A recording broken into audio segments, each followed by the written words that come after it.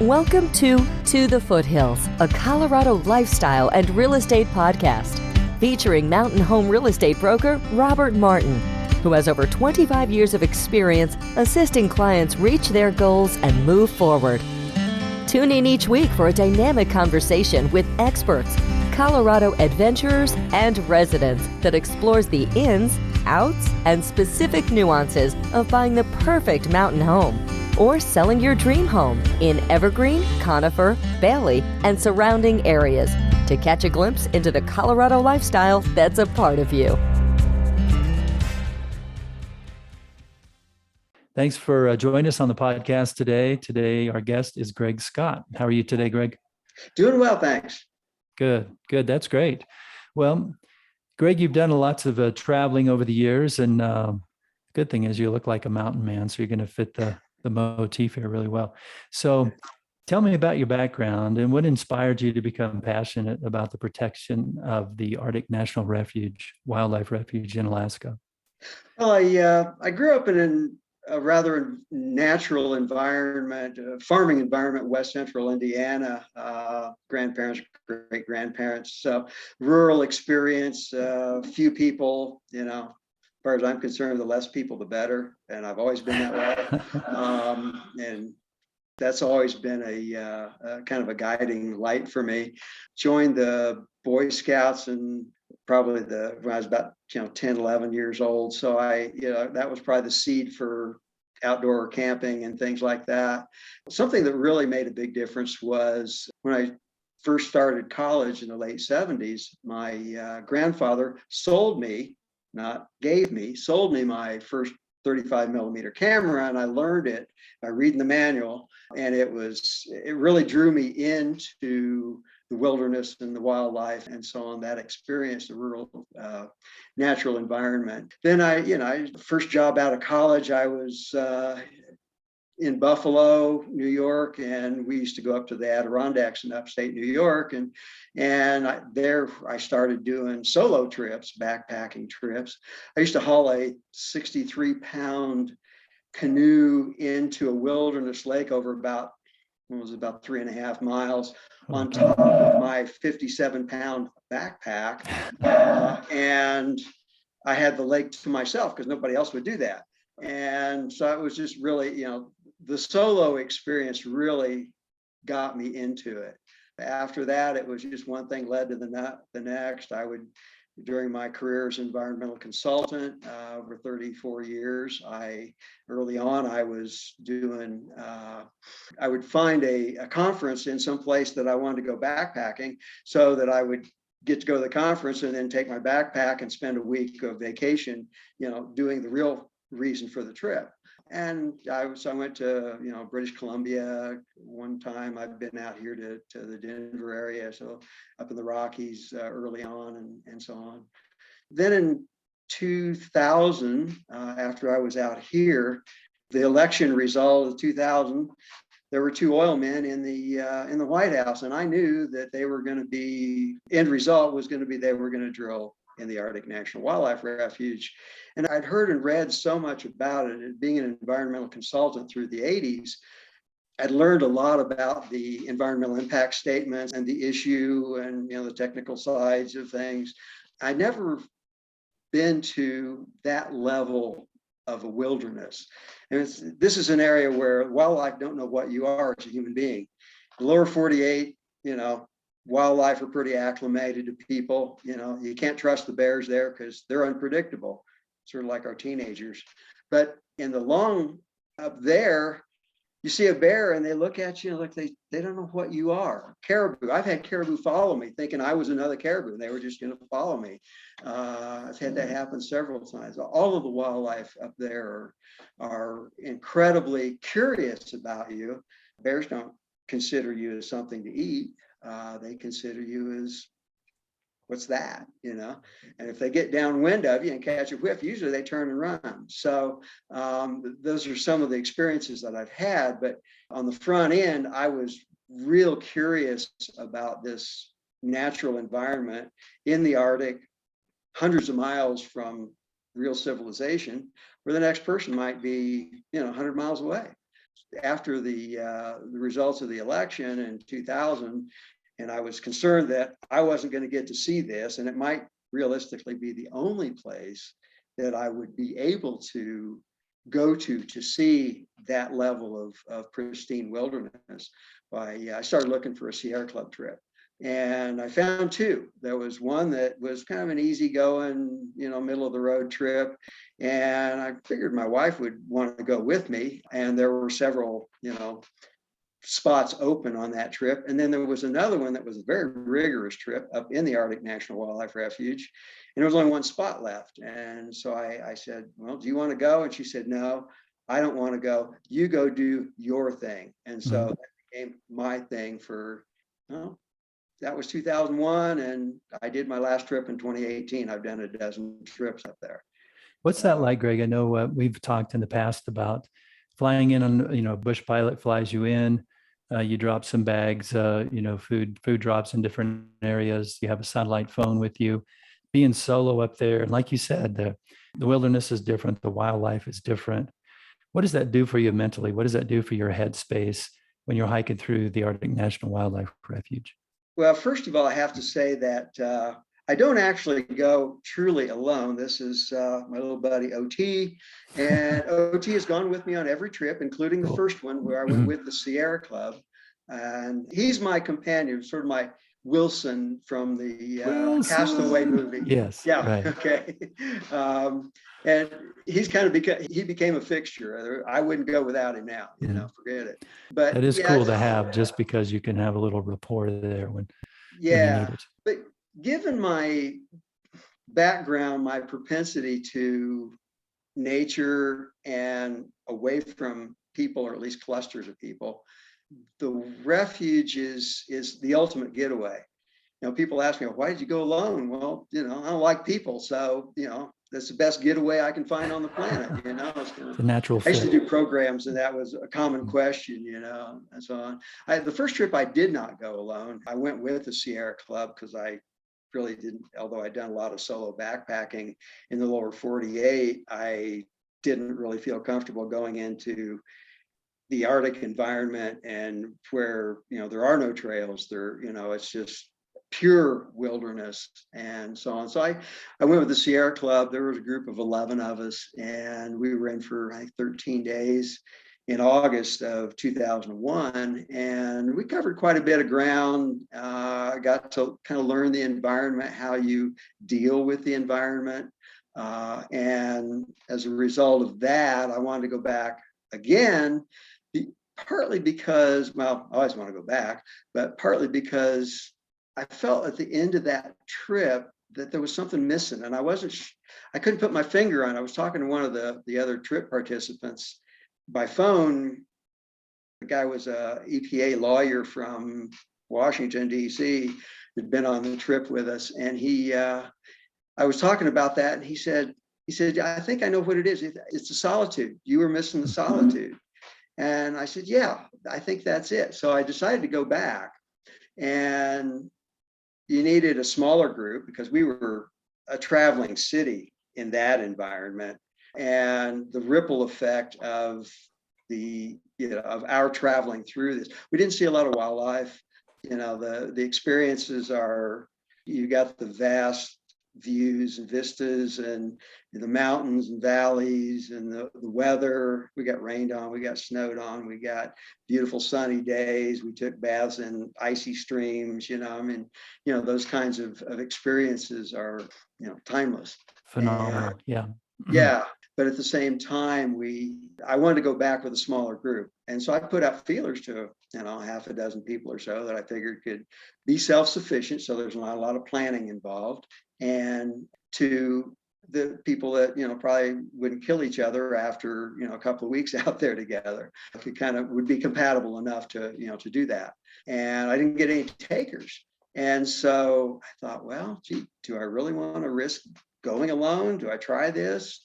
And so on. So I said, my mom actually at the time, she she said, well, you're not going, are you? And I said, well, yeah, I am. I made a decision. It was probably one of the best decisions I've ever made, because I went back, I went 8 straight years up there, 2001 through 2008, and then the recession in 2009 and so on, as travel, money, I wasn't able to do it. Went back in 2014 and 15, had an injury in 2016, so I couldn't go in 2016, and then 2017 and 2018 were my last 2 trips. So break it. I mean, you got 1 million acres of wilderness area to pick from. So there's really no chance you're going to get bored no matter where you go. There's plenty to see. So I would pick a different area and find a route and kind of plan it out on physical maps. Don't use GPS. Try to stay away from technology. That's what wilderness is all about. It's not about technology. It's about not technology.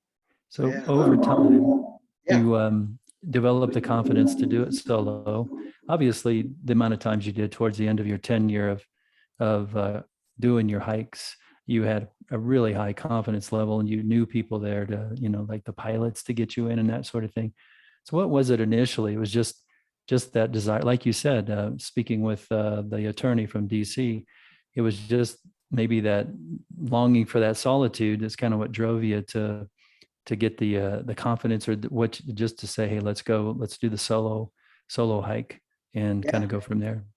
Yeah, after that first solo hike, that was about 13 or 14 days. And I didn't literally, I saw 2 people on the whole trip. And that was like on the second day. And I didn't see another human being for the next, 12 days. So I'm sure you like that. Yeah, I was just, teasing. I was like really, really nervous and anxious the night before, playing all the what ifs, in my brain. And then once I got on the ground in there and the pilot took off, and I'm like, bye, Kirk. And Kirk Schweitzer of Yukon Air Service has been my pilot on all the trips, and absolute valuable resource and so on, because he flies a lot of other people in. So he gets a lot of feedback from a lot of other people, where they went, what they saw, logistics issues, places that you can't get through or whatever. I began to suspect sometimes that he would use me as his guinea pig. I think people can get through this route if they go this way, and from here to here, and whether then he would suggest that to me, and I'm like, yeah, I'll go for it, and then next thing I know, I'm up there and trying to figure out how to get from point A to point B, and so on. And there was one trip in 2006, I took a canoe, and I wanted to follow this river upstream by foot, come back down the other side. It kind of operates as a Y and then comes together and goes out to the Arctic Ocean. And so I went up one side over the mountain pass, and then down over here to go down this way. And he dropped a boat for me and a food cache there. And after we got back, he didn't say anything while I was planning it. After we got back and I was kind of debriefing with him, he said, I kind of wondered why you wanted to put your canoe in that high in the drainage, because nobody ever does that, but it worked. So, that's where I began to suspect that he was using me as his guinea pig to see if somebody could do it, because Greg would try it. So it's good. I guess the things you don't know sometimes, huh? Yeah, things you don't know, you're better off not knowing sometimes. Do you have a favorite trip, Greg, or describe some of the close encounters you've had with wildlife, including grizzly bears? 2007 was probably my peak trip. It was a 21-day solo trip. And I covered something like almost 180 miles total backpacking. It was all backpacking on that trip. And on day 17, so I haven't seen another human being for 17 days. You're pretty well acclimated to the environment at that point. Whatever happens. Who cares? That's kind of the attitude. And I was out on the fringe of the coastal plain, and I came upon a mama bear, grizzly bear, with a yearling cub. And the cub was just bouncing all over, playing with her and stuff, and she was upwind of me. She saw me but she couldn't smell me. They sense of smell is their primary way of determining friend or foe. And long story short, I've got 3 cameras with me. I'm thinking that you start out from here to here, and the bear goes one way and you're supposed to go the other way. And once you get opposite of each other and the bear can smell you, my experience had always been, and I had that happen a few times, was that the bear's going to get a whiff of you, not know what you are, and turn and run the other way. So I'm thinking my photo opportunity is going to go away here real quick. So I'm switching lenses and cameras and, and trying to get as much of this as I can. And she turned around and I didn't do what she expected me to do, which was go obliquely the other way and then disappear. And I heard a grunt. The cub stood firm and she started loping towards me. About 100 yards, maybe a little more than 100 yards. She came right straight at me, probably a 350-pound bear. I'm sitting here with a 70-pound pack on. I'm not going to outrun her. So I just stood my ground. And I'm like waving my arms and doing all kinds of things, yo bear, and so on. And she stopped right in front of me about 5 feet away, literally handshake distance. And I had my bear spray on my sternum strap. And so when I pulled that out, she's kind of dancing back and forth in front of me here and grunting and so on. And in the process of trying to deter her, I dropped my hiking staff. And as I was kind of backing up slowly, it was behind her at that point. She's pooping, she's all excited. I got fresh bear poop on my hiking staff in that experience. I dropped my camera in the process as well. And now I'm kind of a little bit survival mode, but I'm surprisingly calm. It's day 17. I haven't seen another human being. This is my only experience with another living being, So I just gave her a little bit of a like that was all it was. But it was point blank in the face with bear spray, and she turned tail and ran, just bellowing. And she was still bellowing 3 miles down and running away, and so on. And the interesting thing about that was that I have a satellite phone with me, and I call my wife every so often to just let her know I'm okay. In the first early trips, the technology wasn't there, the battery, so I had to save my batteries.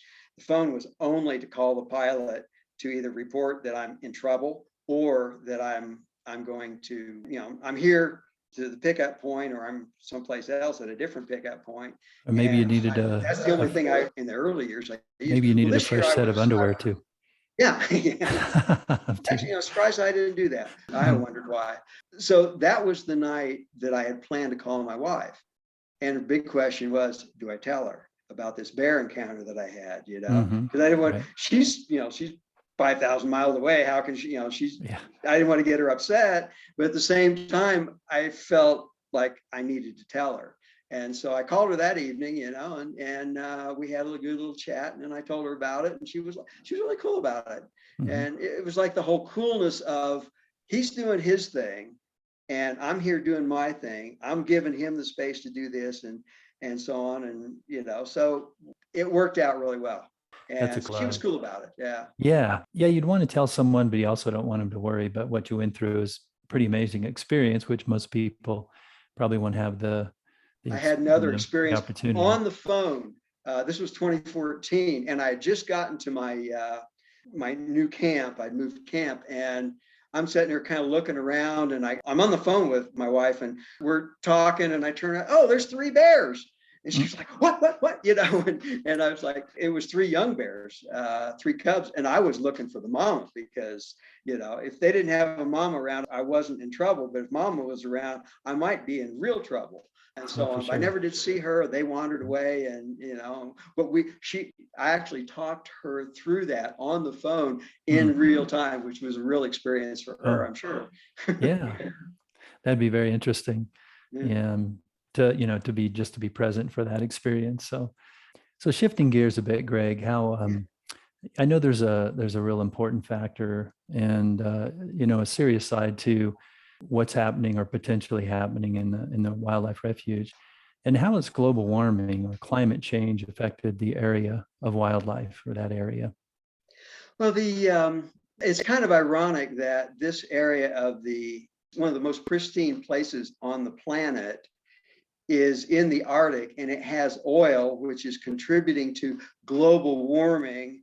And the Arctic is receiving the effects of global warming at about 2 to 3 times the rate of the lower latitudes. And yet there's oil there, which, if it's developed, would destroy the natural environment and contribute greatly to more global warming. Okay, so real big irony there. For most Alaskans who get paid money by an account that was set up, back in the 70s when they first found oil in the Prudhoe Bay area, which is just west of the refuge, about 60 miles. And they set up a permanent fund that every Alaskan gets paid out of every year. And it's $2,000-3,000 on average. And so they kind of, to a certain extent, they kind of bought off the locals with that. But there's a lot of environmental people up there that realize the value of the wilderness as it is, and that oil days are, with climate change. I really prefer calling it global warming, because that's what it is. Climate change doesn't indicate that it's all the trends are going in one direction. Global warming does. So it's global warming. It's not climate change. That's just a political wording, terminology. But the real issue up there, even exploration, even the seismic exploration, where they run these trains of thumper trucks and they pound into the ground, and it sends a seismic signal down through the strata, and it bounces off of different things. They receive it, and they can kind of map where there might be potential for oil in the strata and how deep it is and so on. Even that has to be done in the wintertime, when the ground is completely frozen and covered with ice. In doing so, that's the time that the polar bears, which are probably the most iconic species up there, because of global warming, they no longer spend a lot of time on the ice floes, because the ice floes melt in the summertime. So they're coming on shore. Actually, some of them have even been reported to mate with grizzly bears, because the polar bear populations are very low and declining, South Beaufort Sea population.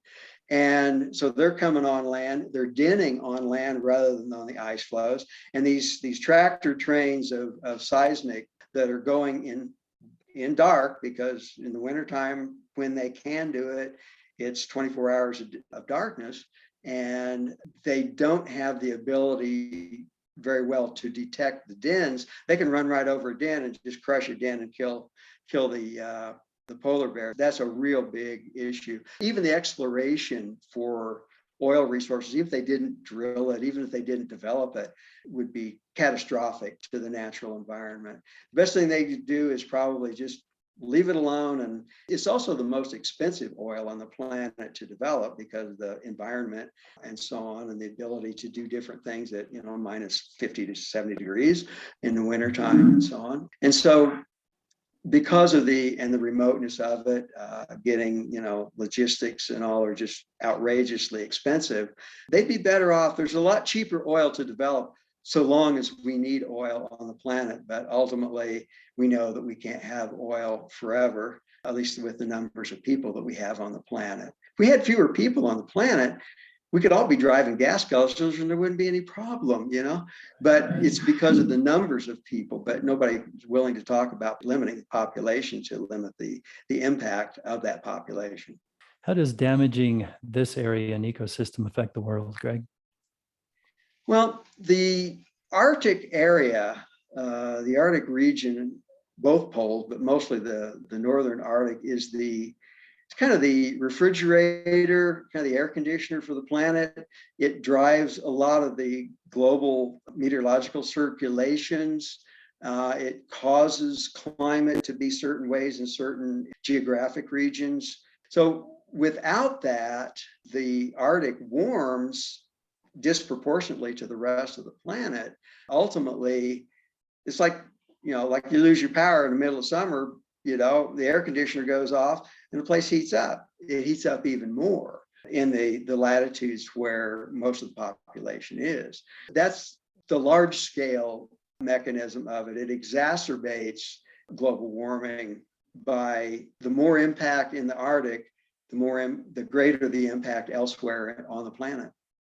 So it's a critical geographical location that Yeah. impacts the entire And world. even with the ocean circulations, if those shut down because they're driven by differences in temperature at different latitudes, and if that temperature difference doesn't changes, reduces to the point where there's not enough energy to maintain that ocean circulation, the Gulf Stream, that warm water flowing up the east coast of the United States, and then it picks up water in cold water, ice water in the Arctic Ocean, and comes back.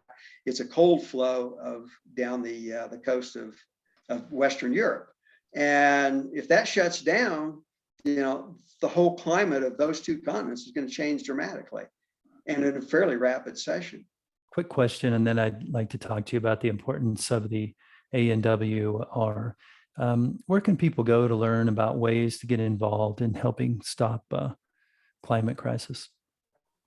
Well, there's, you can always, search online and you come up with a lot of things there. If you're looking at the environment, if you're thinking of, you want to see the Arctic Refuge, you want to go there, do a backpacking trip or whatever. There are commercial trips. If you want to do something more on your own, like I have done, there, the Bureau of Land Management, the Fish and Wildlife Service, government agencies, and the Department of Agriculture, and what's the other department? I can't remember which.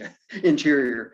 Those have just a plethora of detailed information. The USGS has maps that can be downloaded and so on. That was a source for me. I actually use physical maps rather than GPS. The pilot actually uses GPS, and there were times when one time I got in trouble, and a bear actually destroyed my tent. And it was a 16-day trip, 13 days of which it rained. And so here I am now near the end of the trip without a tent, because I actually saw it happen. So I called him to see how we could do something else. Originally, I said, I think this trip is over, and I need to get you to come pick me up. And so we started looking at where he could pick me up from where I was. And I was starting to describe where I was by physical features that he flies over. I'm walking on land. Yeah, it's a whole different perspective that the pilots have flying over this than you'd have walking on the ground, crossing streams and things like that. He said, you don't have GPS. And I said, no, I don't trust that. Well, we were able to connect on a place that was not far from me. It was, within a day's walk for me with a backpack, and he could pick it up. Interestingly, the next morning, after sleeping on it in this tent that was all shredded by the bear, it didn't rain that night, by the way, which was fortunate. Good thing. Yes. That I called him back and I said, do you have a tent? All I really need is a tent, and I can stay here for the rest of the trip, and we can just, you can pick me up where we plan. And he said, yeah. I said, I can do that. So the next morning, I'm hiking back towards that place because it's 3 days back to there. And I hear him fly over, and I don't know that he probably didn't see me. I'm such a small dot on this huge landscape, but he flew over low and threw a tent out the window of his airplane. And I went, I found it, and that was my tent for the next 3 or 4 days. A very important, yeah, no doubt, very important element or cog to your safe trek of that time. So, Greg, talk about the importance of the ANWR, and that's the Arctic National Wildlife Refuge. Yeah, it's in the northeast corner of Alaska. It's over 1 million acres. The vast majority of it is designated as wilderness. And this one little section called the 1002 area, which was when they did the congressional bill that designated the rest of it wilderness, they left this part out because there was suspected oil and gas there. And in the late 70s and 80s, they did, some minor exploration and, less hands-on, more theoretical types of geographic exploration. Then they did environmental studies and so on back in the 80s, and they just left the door open for Congress to make a move. Well, in 2017, Congress made that move after being fought back and forth for years and years. And there was always enough political will to protect the Arctic refuge and so on. The real issue, probably the biggest issue, is that if the forces that want to drill for oil there actually succeed in doing so in an area that is so pristine, it would the fear is that it would set a precedent. And the precedent is, okay, now wilderness doesn't mean anything anymore. We can go drill anywhere because we can change the rules. We can do anything we damn well please, is kind of the way, some politicians look at it, and others are very dedicated to protecting it. So unfortunately, currently under the current administration, there is no pressure really to do that, even though in 2017, the former administration did actually sign a law that created an oil and gas program in the refuge, and the plan was to drill. But they have to do a lot of environmental studies for each step of the way, and that's always been the thing that's kind of slowed the whole process down.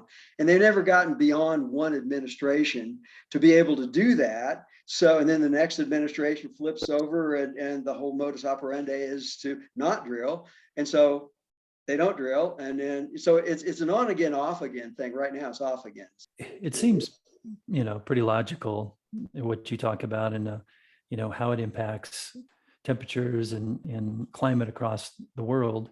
And for someone that has experienced it like you have a very visceral appreciation for it. I mean, you can look at pictures, but once you've been there and lived it, I'm sure it feels quite differently to you than to some. Where can people go, Greg, if they wanted to find out more about the ANWR and what they do? And where can people go to learn more about maybe how they could participate or help out? Well, all of the major environmental groups have been instrumental in maintaining the ongoing protection from the political standpoint and responding to environmental impact statements and things like that. So, the Sierra Club, the Wilderness Society, all of those. A couple that I have been more involved with is a group called the Alaska Wilderness League. They've been very instrumental. They're very focused on Alaska only. There's another organization that's more legally focused, and that's Trustees for Alaska. They've all got websites, so you can always search them online and find them. Another organization that's a little smaller, but again more focused on the particularly the northern Alaska environment and the Arctic Refuge and the Brooks Range all the way across the northern Alaska, is the Northern Alaska Environmental Center in Fairbanks. And actually they put together I'll show this. They put together some bumper stickers. This was years ago, and I bought a bunch of them because I do programs. And so, this is the most ingenious use of the acronym ANWR, because with a couple extra letters, you've got answer, and drilling is not the answer. Just kind of really made a difference. So if you see one of those bumper stickers on a car in Evergreen or the Denver metro area, it's probably me or my wife. We're about the only ones that have them, and so on. But there are a lot of organizations, and a lot of these organizations, they operate trips up there. So if you were interested in going on a trip with a group, I know the Sierra Club every year does trips. The trips now. And what are the links of those, Greg, and how does that work? they're very popular, and they're limited in occupancy because they have to get permits. Used to, they didn't have to get permits back in the early 2000s, late 90s to early 2000s. But it got to the point where there's so many people going up there that they had to limit it, access and so on, to reduce the environmental impact and so on. So the Sierra Club, on their website, if you look at outings on the website, they'll have one. That was the group that I went with in 2001 in the beginning. And that was kind of my introduction. And then it didn't take much for me to just kind of take it on my own and run with it from there. Yeah. Well, that's great, Greg. I really, really appreciate you taking time, and the stories were really amazing.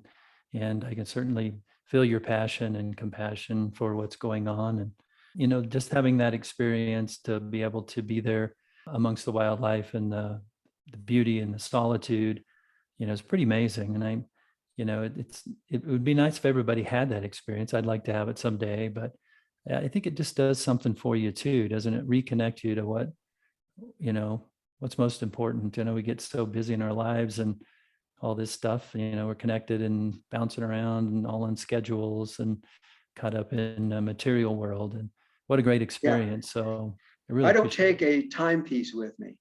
Time is independent. And I go up in the summertime, and there's 24 hours of daylight.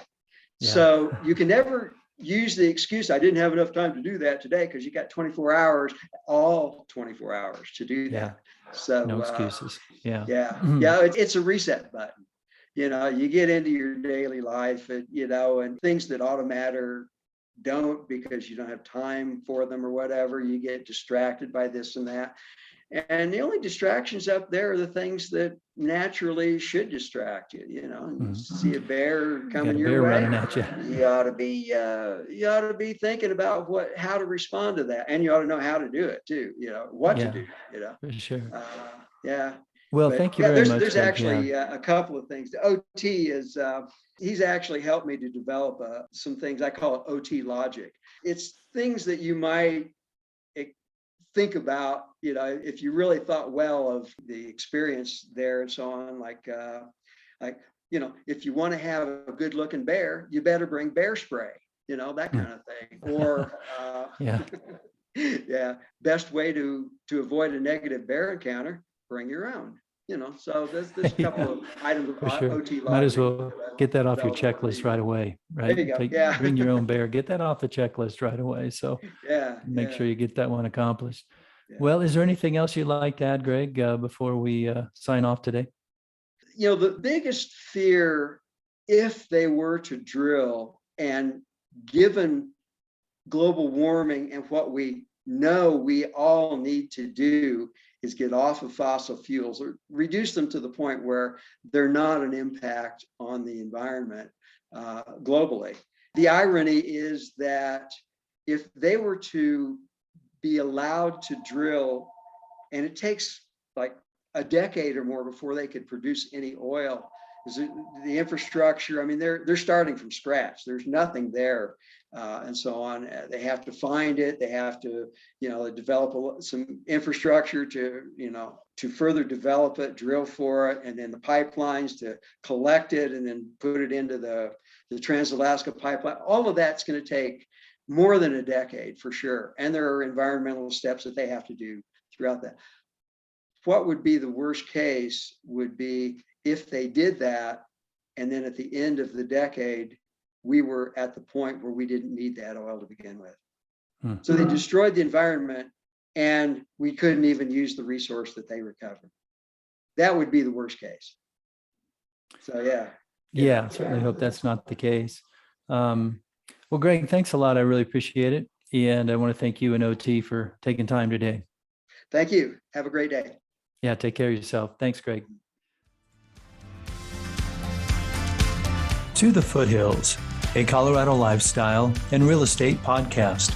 On the podcast, I interview real estate experts, Colorado adventurers, and residents who enjoy the serenity and lifestyle of living in our mountain communities. Tune in each week for a conversation that explores the ins and outs of buying the perfect mountain home or selling your dream home, and catch a glimpse into the Colorado lifestyle that's a part of you.